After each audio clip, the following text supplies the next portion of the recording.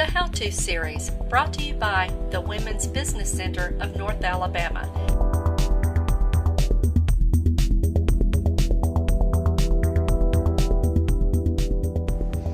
Hello, this is Chris Gattis with Blue Point Strategies. And in this installment of the How-To series from the Women's Business Center of North Alabama, we're going to talk about how to write a business plan for your startup. In today's lesson, we want to cover three main points: the business planning process, the types of business plans, and how to write your plan. So the first thing we want to cover is this business planning process. What's a business plan, the document, versus the planning process? And the business planning process is really a matter of looking at the market, developing your marketing plan, projecting revenues, and then testing for viability. Now, viability, what does that mean? Well, will real people pay real money in sufficient quantities for you to meet your goals? And once you have determined those things and you've got a plan that makes sense for you, that the financial goals work, then you can write a business plan. Okay, I talk to coaching clients all the time. They're trying to write a business plan. They went to the bank said, you need a business plan. So they go home and they start writing a business plan, and after a few minutes they get stuck and they're calling me saying, help, I don't know what to write. And my response is, well, of course you don't know what to write. You haven't done the planning yet. So it's the planning that's required to be done first before you know what to write. The business plan document is just a summary of all of your planning. If you do the planning first, the business plan will practically write itself. So in this planning process, we're going to start by reviewing the market. What sort of trends are happening in your market? In different businesses, the trends in the market will have a major impact on how you'll move forward. If you want to start a book business, do you think there's some major trends in the book selling business that might affect how you do business? What about the VCR rental business? How many people want to start a business like that? That's a business that's almost gone away. Okay, we've gone from tapes to disc, and now the disc is, you hardly see any rental stores anymore. You have boxes outside of convenience stores, outside of a Walmart, outside of a grocery store where you can buy a disc for $1. But the big retail stores where you go in and select from hundreds of titles, you just hardly ever see those anymore. So understand what the trends are in your business. And then you want to develop a marketing plan. How am I going to promote my business? How am I going to advertise my product? Does it make sense to look at advertising in the form of newspapers or TV? Is social media make more sense for me? Okay, so there's lots of different options there. So you need to have a plan for how am I going to promote my business and my product. And then you got to do the most difficult thing in the entire process, and that is project how much you can sell. That's the hardest part. The research, the writing, everything else is simple compared to this. How much am I going to sell? How many widgets? How much service? Whatever your product or your service is, how much can you sell? Once you do that, then you can create your financial projections. You can create an income statement, you can do a cash flow statement, and you can also do a break even if you're selling a product. And you're going to go through and create those statements based on your plans and see what the results are. Is my business viable? Again, do real people pay real money in sufficient quantity for you to meet your needs? If not, then you need to go back and adjust your model. How are we going to do business? Maybe we need more customers, maybe we need different customers, maybe we need to change the product lineup a little bit. Whatever the change is, make real changes to your business model such that you get different results from your financials. Don't just tweak the numbers in your financials because you think that's what your banker wants to see. Okay, these business income statements and cash flows are your tools to help you manage your business model. So once you go through those iterations, you change your model, you look at your financials, and you see what the result is. You don't like it, you go back and change your model and do your financials again. Once you've been through that iteration enough times that you like the results that you're getting, you think this business makes sense, you have enough capital and cash to make this work, then you can go and write your business plan. So when you start to write the business plan, don't just start writing. Okay, use the process that we've just defined. Okay, look at the market, do the financials, create a marketing plan. Okay, do all of that stuff first. There's no shortcut for doing the research required to start your business. You need to know who your competition is. You need to know how they do business and what their strengths are. If you haven't done that research, if you don't understand your market, your plan's probably not going to be very complete, and it may not be any good. Okay, you may just be kidding yourself. The other thing to realize is, just like with your financial statements, the business plan is your document. This is a document to help you run your business, to help you be successful. Okay, this is not a plan for the bank. If your only reason you're writing this plan is so you can have something to give to the bank, it's probably not going to be a very good plan. Okay, will you give it to the bank? Sure. Will you also give it to other partners? Might you use the document internally with your employees? Yeah, there's lots of different things you can do with that. So make sure this is your business plan, not just the bank's. Okay, second, let's talk about what types of business plans. There's three types that I typically talk to people about. The first is a summary plan, which is just going to include just sort of a glossing over of how we're going to do business. Just going to touch on the markets. It's going to touch on the company. You're probably not going to have any financials in it. And this is going to be a plan that you might give to the media. You might have at a trade show. If a reporter's doing a talk about your, or an article rather about your company, you might hand him this document as a background document. If you're at a hiring event where you have lots of people looking for work coming to a show and there's lots of companies there trying to hire, well, then you might use this to people that you think are particularly interesting. You might give them this summary plan so that they know more about your company. Second type of plan is an informal plan. And usually this is more of a strategic plan. Okay, this is going to be a plan that you're going to use within your company to help investigate new markets, to do a new business edition, or just everyday running of your business.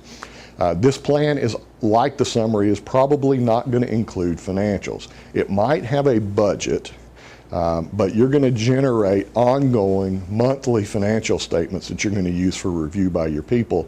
So creating a financials as projections will only be there in the very beginning, and this is a plan that's going to continually be updated, and you're going to plug things in and you're going to take things out as information changes. The third type of plan, and the one we're going to talk about today, is a formal business plan, and this is what most people think of when we talk about a business plan. Okay, and this is a document that you're going to be able to hand to your banker, hand to an investor, and it's going to be a complete summary. Again, a summary, but a complete summary of your business model, of your markets, of your financials. So what goes in a business plan, and how long should it be? Well, for most small businesses, we're not talking about a 100-page document, okay? In terms of the length, the business plan without the addenda and without the financials included should probably be in the 10 to 20 pages at most range. For most really small businesses, if you can't write your business plan in a dozen pages, you're probably being way too verbose. You should go back and look at the plan and tighten it up and make sure that you've just got the essential information in there. Especially if you're going to hand this to an investor or a banker, they're probably not going to read it all anyway. So make sure the stuff that you have in there is the highlights of your plan. So let's talk about the things that actually go in a plan. You're going to start with an executive summary, but that's actually the piece that you write last. Okay, I'm going to talk about it in the order that it appears, but the executive summary is what you're going to write last after you've done everything else. It's the summary of the summary. Okay, so you really can't write it first. The executive summary should be 1 page. 1 page. Okay, unless you've got this really massive business, unless you're talking about a giant business with big time investors, you ought to be able to summarize what you're doing in 1 page. You're going to need only the most important information there. Okay? The next piece that goes in is a description of the organization, what your markets and your industry is all about, what your marketing plan is, your financials, and then the addenda. Okay, and that's basically a summary of what goes in that plan. So let's review these pieces one by one. Your executive summary, the one-page summary of your business, is going to include a brief description of your business, who the owners and principals are, what is it that you do, and who are your customers.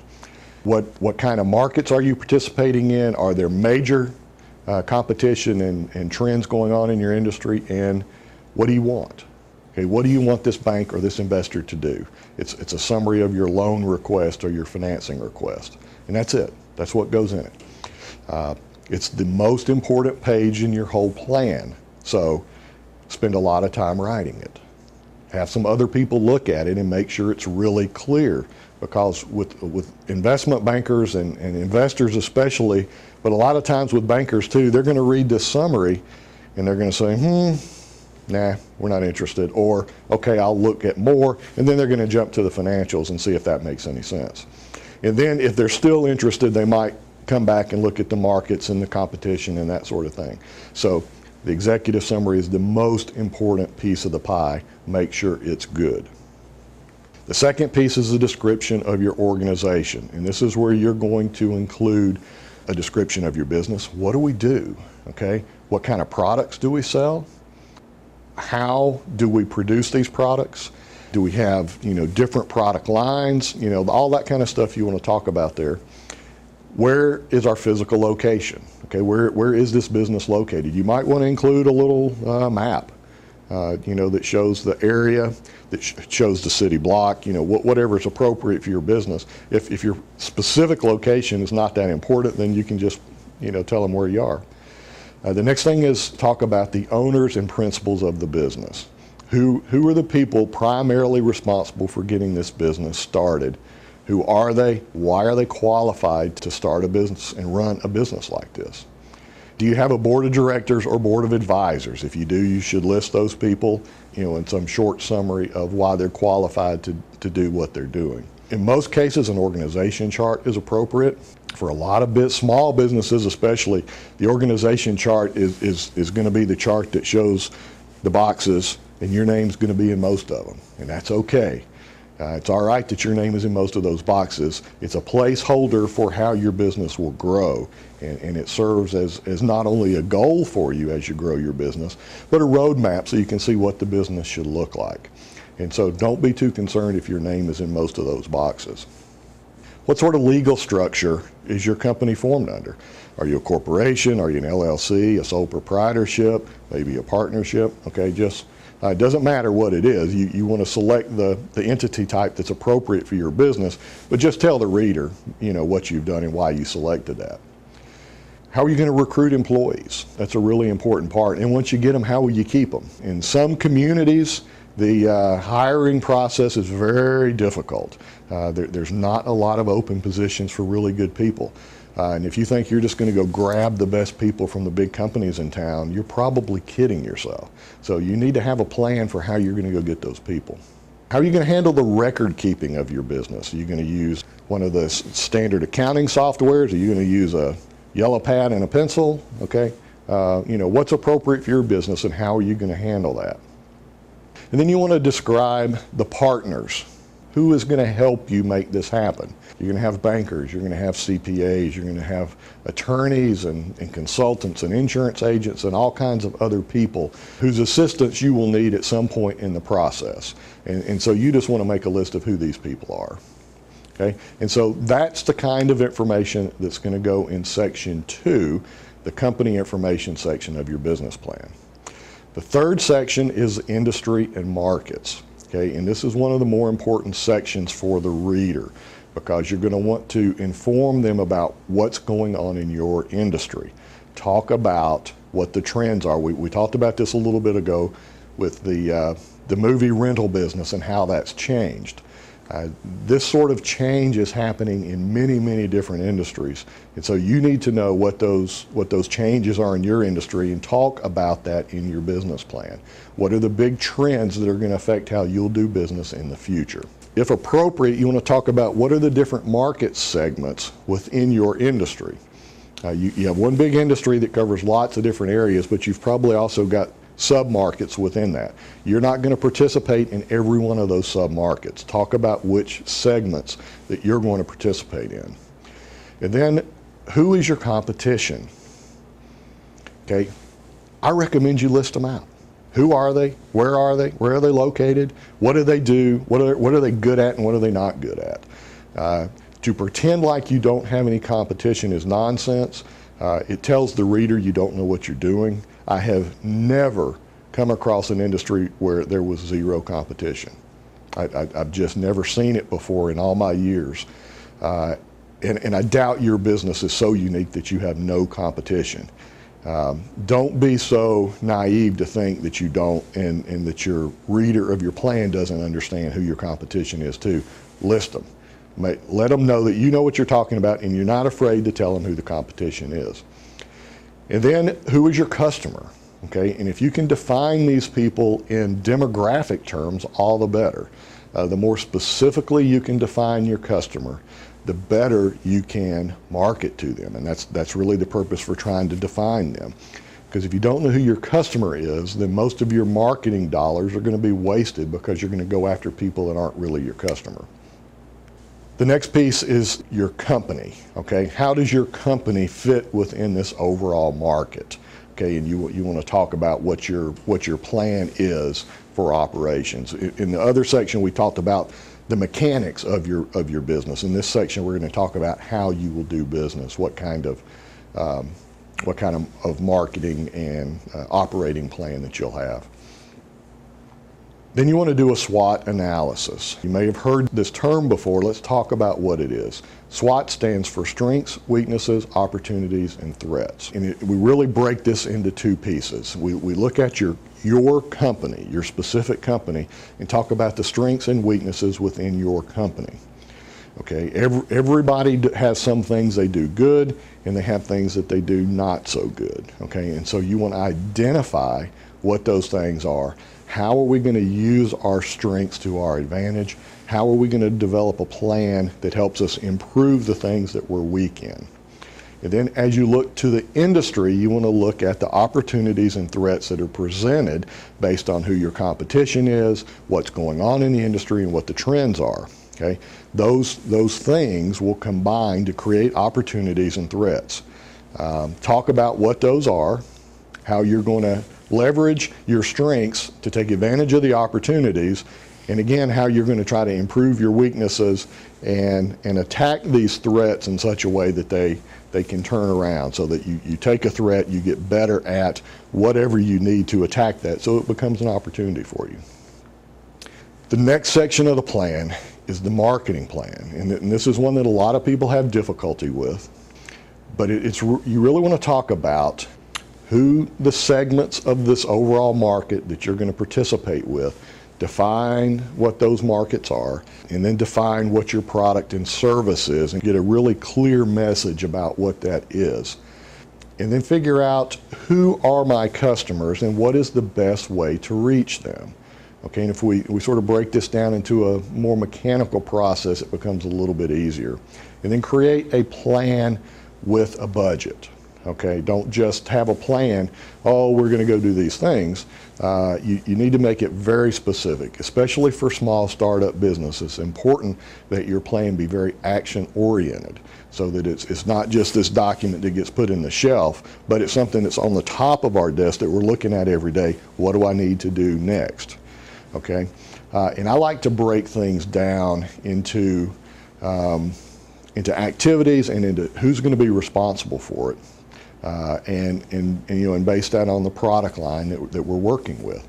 In my book, Business Startup 101, I use Joe's Clean and Shine Car Wash as my case study for building financials and developing marketing plans and that sort of thing. And so I'm going to do that here in these slides.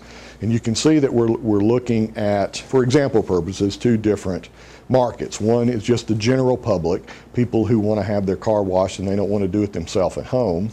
And we've also defined another market of salesmen, people who are out, professional salespeople that are on the road using their car to go from call to call to call. They want their car, to look clean and nice. Okay, they don't want to show up at their customer's office, with a car full of mud and that sort of thing. So we've taken those two pieces and said, you know, what's the product? Well, in most cases, it's a car wash, but we have different customers, and so we're going to attack them slightly differently.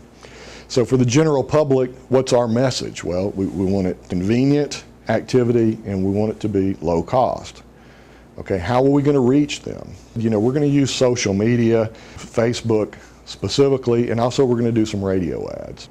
What about the salespeople? Okay, again, they're going to get a car wash, but we're really going to focus on a professional image, help them present a professional image. We want it to be convenient, okay?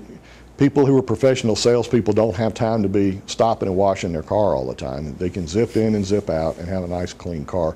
And it helps maintain their vehicle, because a lot of these people have a company car. So it's important that they maintain the vehicle properly. How are we going to reach them? How are we going to get our message to those people? Well, in this case, we're going to use a Chamber of Commerce and the different activities we have available to us there.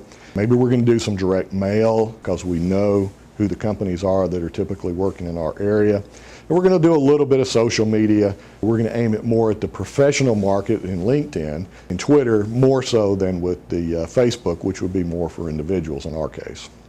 So the next thing we want to do is actually develop the action plan.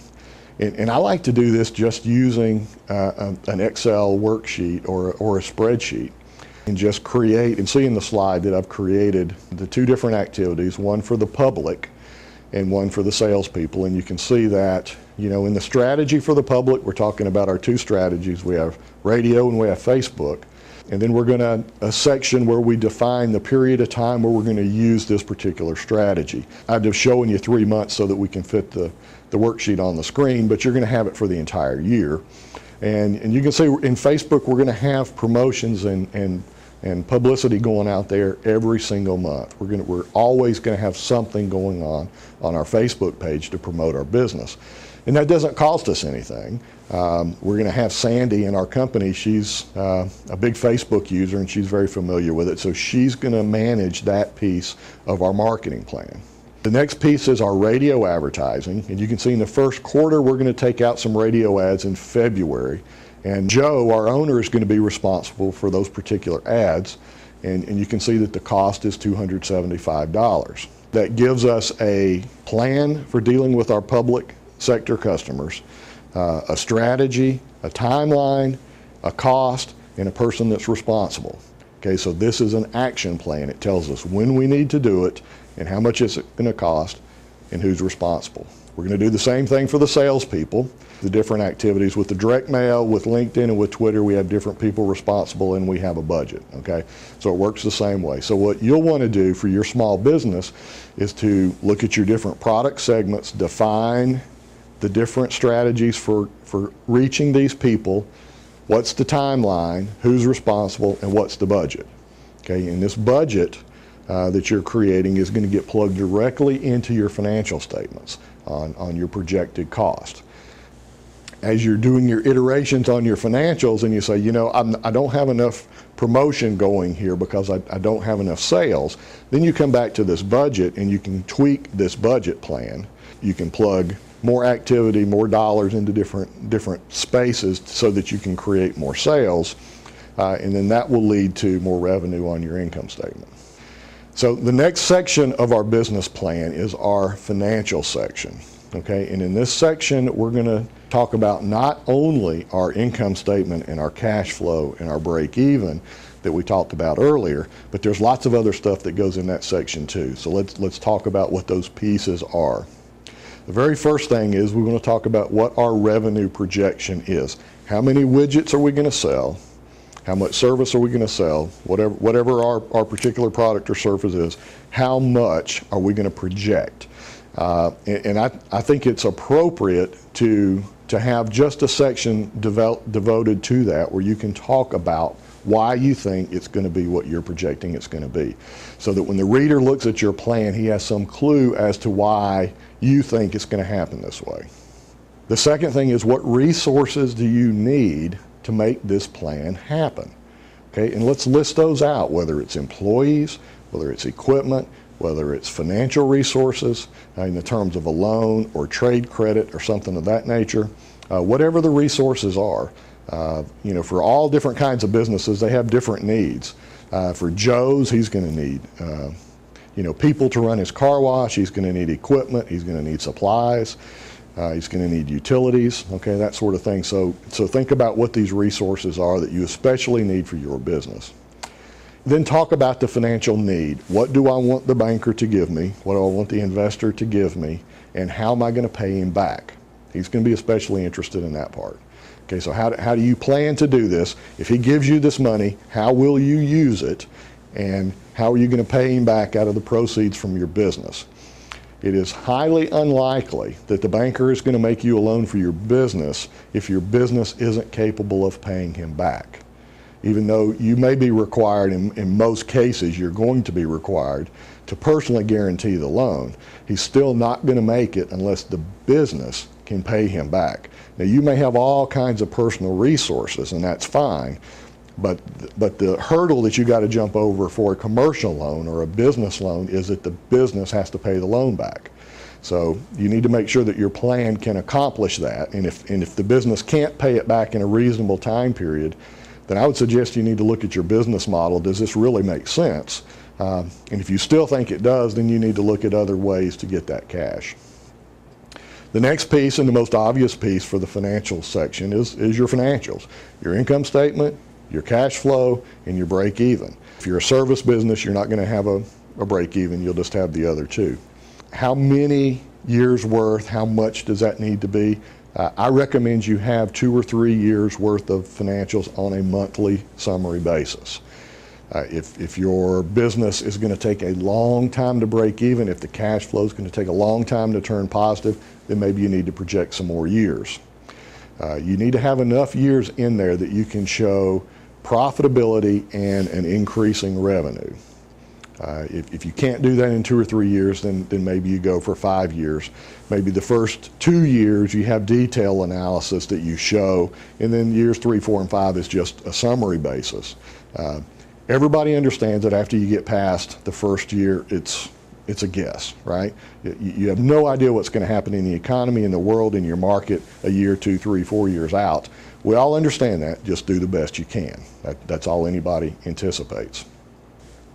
If your business is especially big, if it's capital intensive, then you're probably going to need a balance sheet as well.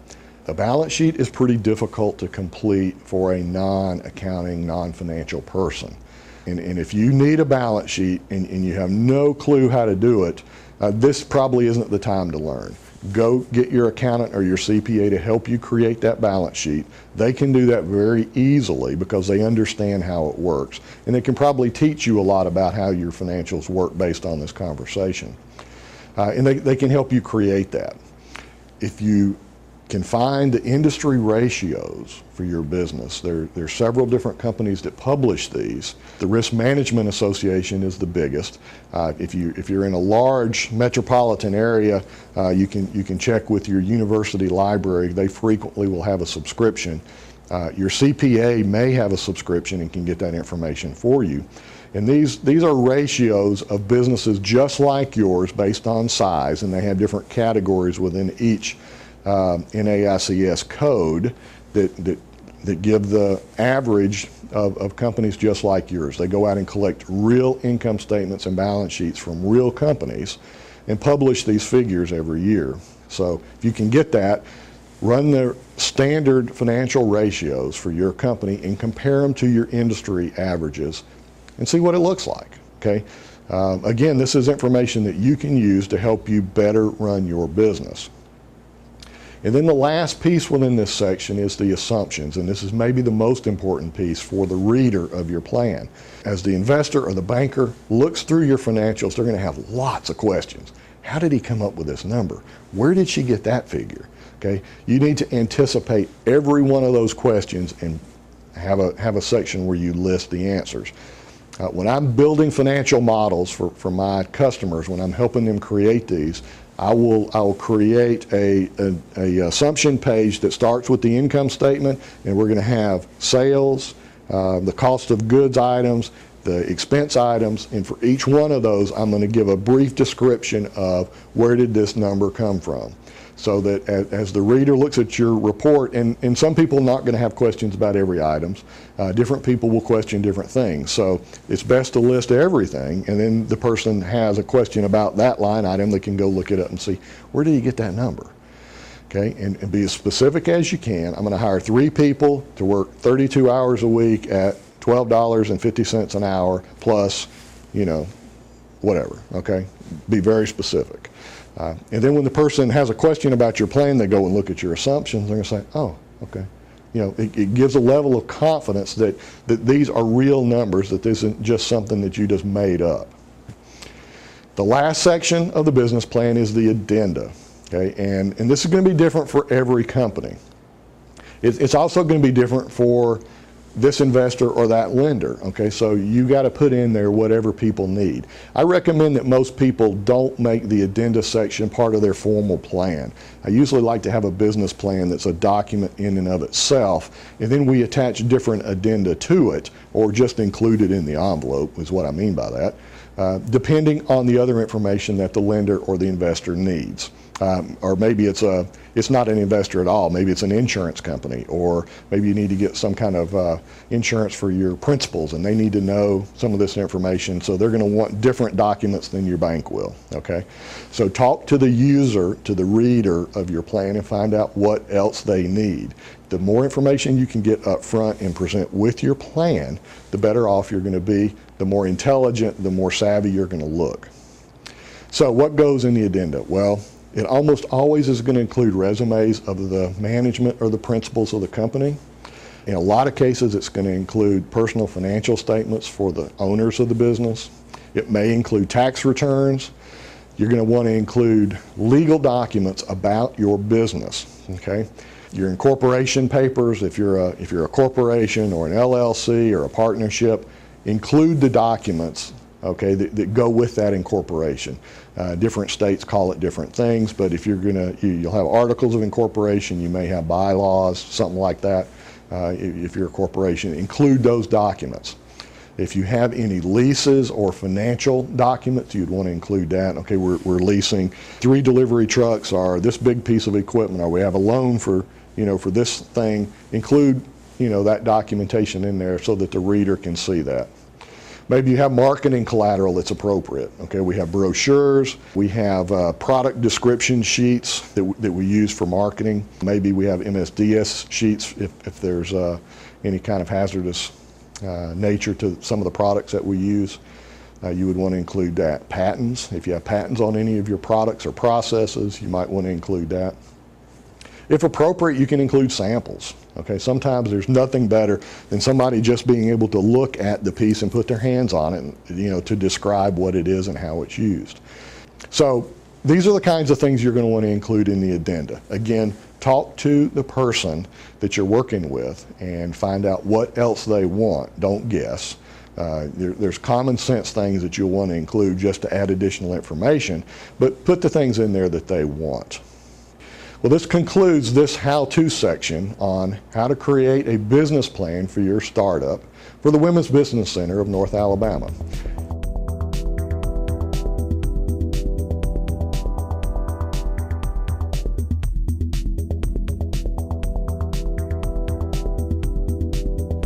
The Women's Business Center of North Alabama, WBCNA, is a nonprofit organization whose mission is to help women and men start and grow a business and generate economic growth for the region.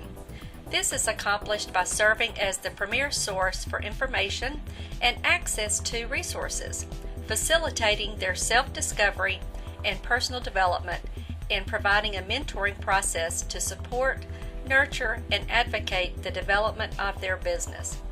WBCNA's services include startup assistance and nurturing, access to reduced rate services, access to financing, networking and business matchmaking opportunities, referrals to other resources, counseling and formal mentoring, executive level coaching, and business advisory boards.